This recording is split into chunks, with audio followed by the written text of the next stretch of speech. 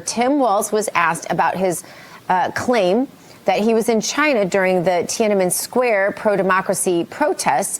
As you can see, he had a little trouble with his response. Watch. Governor Walz, you said you were in Hong Kong during the deadly Tiananmen Square protests in the spring of 1989.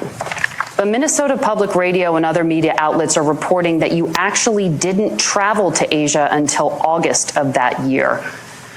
Can you explain that discrepancy? Yeah, well, and to the folks out there who didn't get at the top of this, look, I grew up in small rural Nebraska, town of 400, town that you rode your bike with your buddies till the streetlights come on. Governor, just to follow up on that, the question was, can you explain the discrepancy? Just, all I said on this is I got there that summer and misspoke on this. So I will just, that's what I've said. So I was in Hong Kong and China during the democracy protests went in. And from that, I learned a lot of what needed to be in governance. Rob, all the lies and in this campaign so far, of course, CBS chose the least offensive lies of all of the lies. But no question about stolen valor or the IVF lie. He still managed to flub this, though, Rob. Oh, he absolutely did, Gina, and thank you for having me this morning.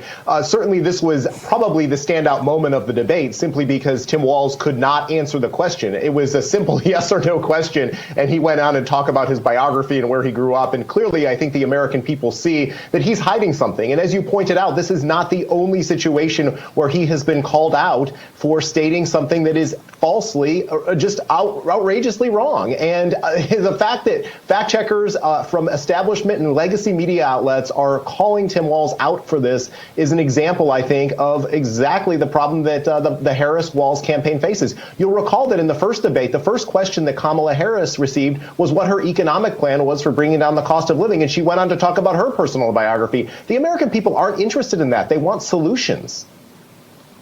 Rob, I realize that you're not necessarily an expert in body language, but I think most of us saw Tim Walz's body language yesterday, and it was clear, at least to me, and I'd love to get your perspective, that he was in over his head. Oh, absolutely. He certainly was. From that very first question, I think I counted 5 uhs or ums or, filler words, as we call them in the business. And that demonstrated to me that Tim Walz was simply just nervous and maybe not, frankly, prepared. That was a tough question, obviously. What should Israel do when it comes to what's going on there in the Middle East? I recognize that he's trying to have a balancing act between not alienating certain constituencies in the Democratic Party that are already frustrated with Kamala Harris and his support for Israel, or tepid support for Israel, I should say. And that's probably a contributing factor to that. But throughout the debate, J.D. Vance was obviously more poised. He was ready. He came prepared. Tim Walz ended up agreeing with J.D. Vance on a number of points, which I thought was interesting. Maybe that's his likability factor that he's going for. But at the end of the night, clearly this was a win for J.D. Vance.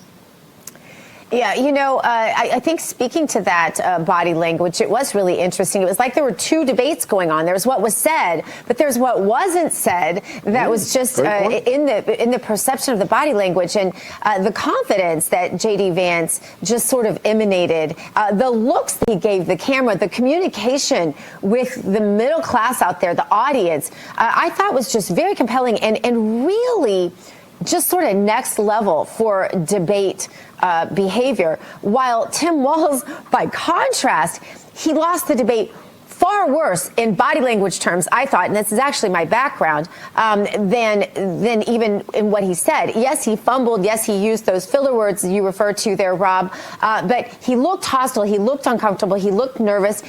He looked defeated.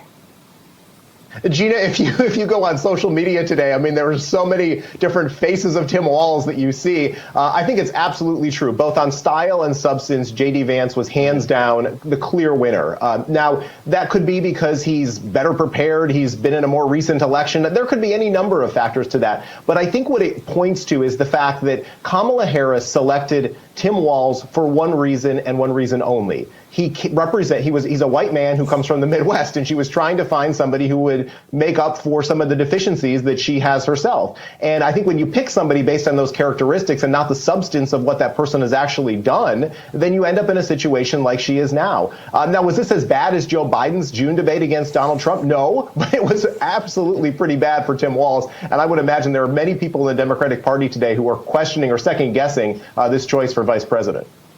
No doubt about it. Rob Bluey, thank you so much for joining us. Thanks, Rob. Thank you.